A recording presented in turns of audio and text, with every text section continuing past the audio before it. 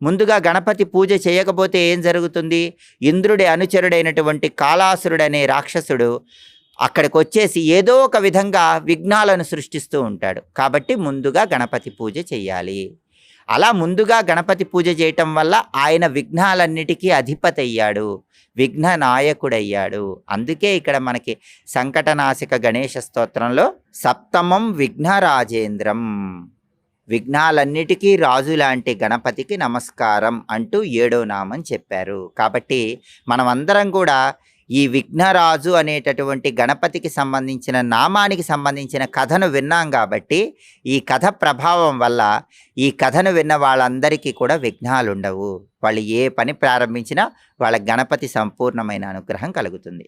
ఆ తర్వాత ధూమ్రవర్ణం తథాష్టమం అంటే గణపతికి సంబంధించిన 8వ నామం ధూమ్రవర్ణం. ధూమ్రవర్ణ